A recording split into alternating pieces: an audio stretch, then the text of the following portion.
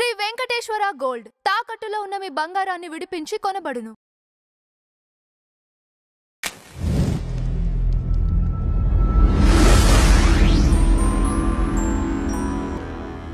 Madam నమస్తే. నమస్తే madam, singer Pravasthi ఇంతకు ముందు తను చేసిన ఆరోపణలు కానివ్వండి అవన్నీ వైరల్ అయ్యాయి. మళ్ళీ నిన్న ఒక వీడియో పెట్టడం జరిగింది. ఎపిసోడ్ ఏదో టెలికాస్ట్ అయింది ఆ ప్రోగ్రామ్కి సంబంధించి. ఇదిగో ఇప్పుడు నా దగ్గర వీడియోలు ఉన్నాయి, ఆధారాలతో సహా మళ్ళీ చేస్తున్నాను అని చెప్పేసి ఒక వీడియో చేసింది. దీన్ని ఎలా చూడొచ్చు అంటారు? అంటే తను చెప్పేవి వాస్తవాలనే నమ్మాలా ఇప్పుడు? అంతేగా, సింపుల్ గా చెప్పేసి ఏదో అంటారే అంతేగా అన్నట్టుంది వ్యవహారం చూస్తే. ఓకే, ఇప్పుడు ఈటీవీకి ఒక రకంగా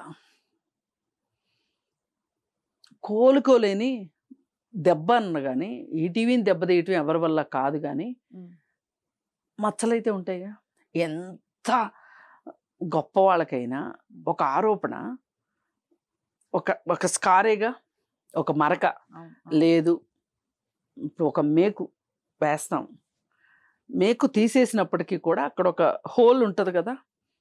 అలాగే ఈటీవీ మీద వచ్చిన ఆరోపణలు ఏవైతే ఉన్నాయో ఇప్పుడు యాజమాన్యం సమాధానం చెప్పాల్సిందే. యాజమాన్యం దీన్ని ఎవరిని బాధ్యులను చేస్తుందో అది వేరే విషయం. ఇప్పుడు ఈ అమ్మాయి పోరాటం ఇండివిజువల్గా లేదుగా. ఏదో కీరవాణి గారి ఇంట్లో జరిగిన సంఘటన, లేకపోతే చంద్రబోస్ గారి ఇంట్లో జరిగిన సంఘటన, సునీత గారి ఇంట్లో జరిగిన సంఘటన కాదుగా. ఇంట్లో అయితే వాళ్ళు వ్యక్తిగతంగా సమాధానం చెప్పుకోవాల్సి వస్తారు, కానీ ఒక సంస్థలో జరిగింది అన్నప్పుడు సంస్థ సమాధానం చెప్పాల్సి వస్తుంది. అందుకే సంస్థకి చాలా బాధ్యతలు ఉంటాయి, చాలా.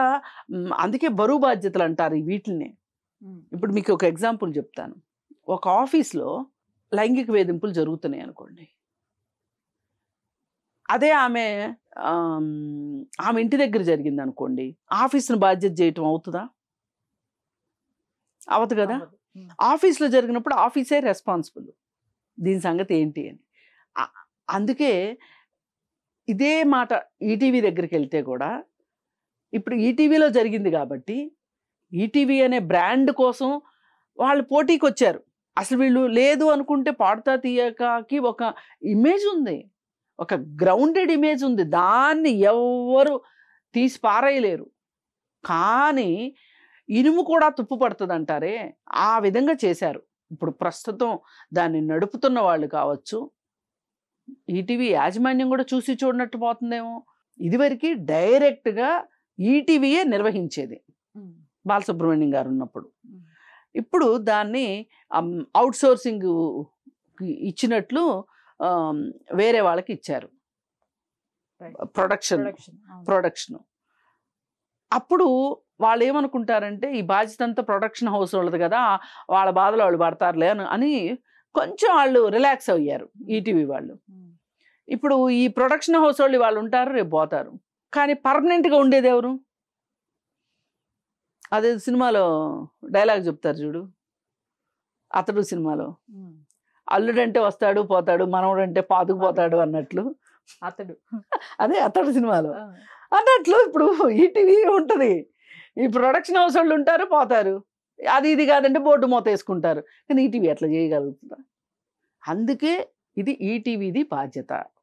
ఇక విషయానికి వస్తే, ఆ అమ్మాయి ప్రవస్తి చెప్తున్న మాటలు, ఆ రోజు ప్రవస్తికి ఉన్న ఫ్యామిలీ బ్యాక్గ్రౌండ్ కావచ్చు, ఆ అమ్మాయి పరిస్థితికి కావచ్చు, ఆ అమ్మాయి ఎదుర్కొంటుంది ఒక పెద్ద సంస్థని అని ఆ అమ్మాయి భయపడకోకుండా కూడా ముందుకు వచ్చింది అంటే, ఇది మొండి ధైర్యమైనా అవ్వాలి.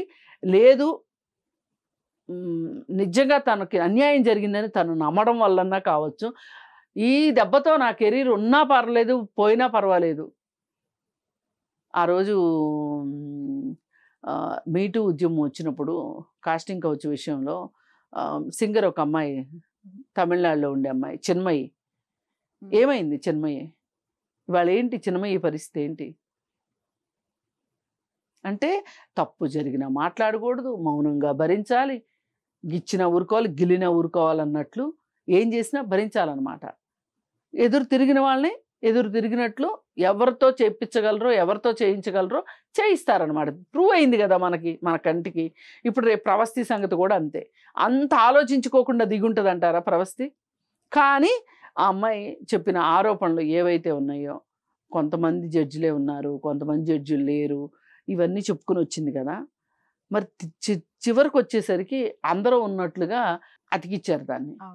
ఇప్పుడు చాలా మంది చూసే వాళ్ళకు కూడా ఇది అతుకుల బొంతలాగా ఉంది టెలికాస్ట్ అయినప్పుడు అని మాట్లాడుతున్నారు. మామూలుగా కొంచెం ఎడిటింగ్ జరుగుతుంది, జరగకుండా ఏం ఉండదు. కానీ ఎడిటింగ్ చేసేటప్పుడు ఎట్లుండ, ఎడిటింగ్ అంటే ఏంటంటే అబద్ధమాడినా గోడ కట్టినట్టు ఉండాలి అంటారే, ఆ విధంగా ఉండాలి ఎడిటింగ్. అంటే అక్కడ ఎడిటింగ్ చేయటానికి కూడా బద్ధకం వేసిన మనుషులు, అంటే ఈ విషయం మొత్తం కొట్టుకుపోద్ది, పక్కకి వెళ్ళిపోద్ది, ప్రవస్తి ఇంక నోరు మూసేసుకుంటుంది మన దెబ్బకి అని ఎడిటింగ్ చాలా నిర్లక్ష్యంగా చేశారు. అంటే దీన్ని బట్టి అర్థమయ్యేది ఏంటంటే, ఎంతటి నేరస్తుడైనా సరే ఏదో ఒక ఆనవాళ్ళు వదిలిపెట్టి వెళ్తాడు అన్నట్లుగా, ఇప్పుడు కానీ ఎడిటింగ్లో ఈ ప్రాబ్లం ఇది జరగకపోయి ఉంటే అసలు ఇవాళ ప్రవస్తికి మళ్ళీ మాట్లాడడానికి ఛాన్స్ ఉండేది కాదు. ఇవాళ అంటే సత్యం గొప్పతనం, ఇది ప్రవస్తి గొప్పతనం కూడా కాదు, అది నిజం కాబట్టి, అమ్మాయి మాట్లాడింది నిజం కాబట్టి ఇవాళ నిరూపితమైంది. పైగా ఇంకొక లాజికల్ పాయింట్ ఏం మాట్లాడుతుందంటే, పాటలు పాడేటప్పుడు బాగా పాడేవని చప్పట్లు కొడతారు, ఎలిమినేషన్ రౌండ్లో చప్పట్లు కొడతారా? ఎలిమినేషన్ రౌండ్ ఎట్లా ఉండేదంటే, ఎంత బాలసుబ్రహ్మణ్యం గారు ఉన్నప్పుడు ఎంత గంభీరంగా ఉండేదో, అసలు మనకి నరాలు తెగే ఉత్కంఠత. మార్కులు కూడా 0.5 మార్కులతో తేడాతో కూడా ఆయన రిజల్ట్ చెప్పేవాడు.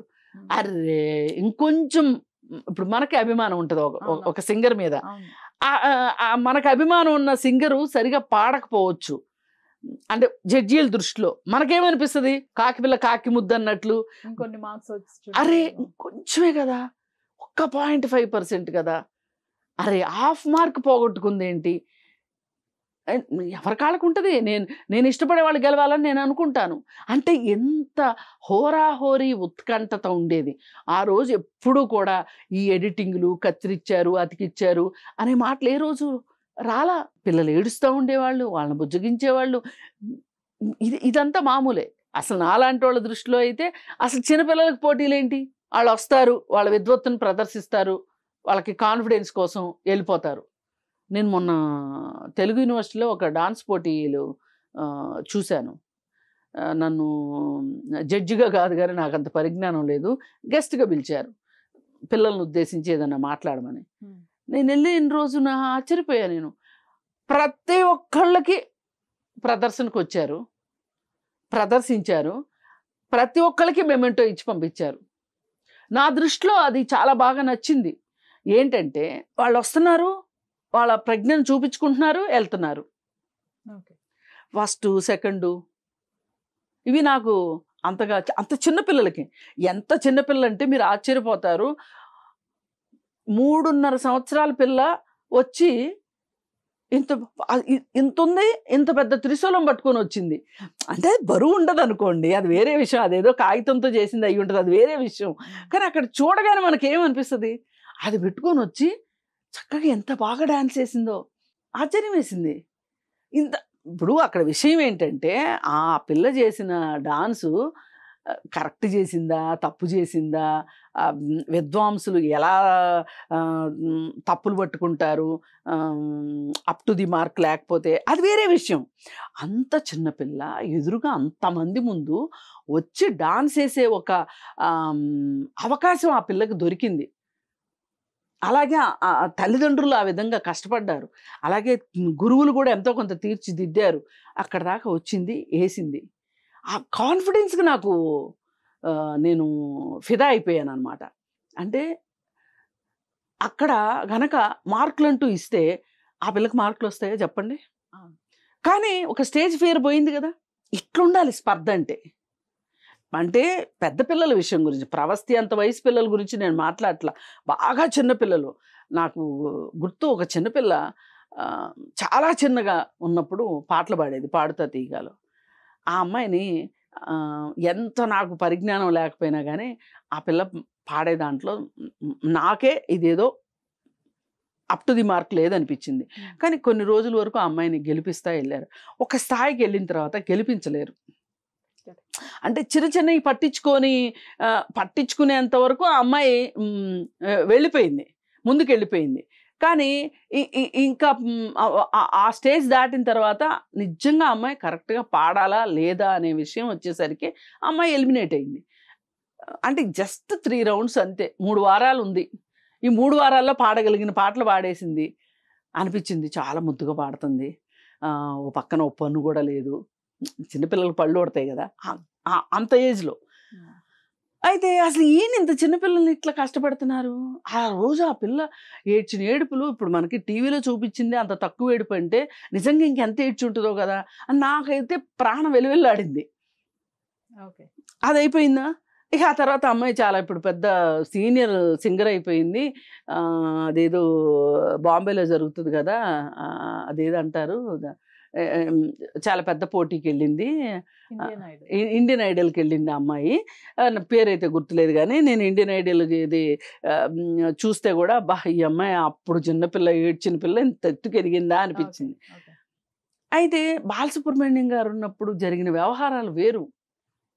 వీళ్ళు మరి ఎందుకు ఇది ప్రొడక్షన్ హౌస్ రాంగా ఏంటి అనేది సరిదిద్దుకోవాలి. ఇప్పుడు ఈటీవీ ఆలోచించాల్సిన అవసరం ఉంది.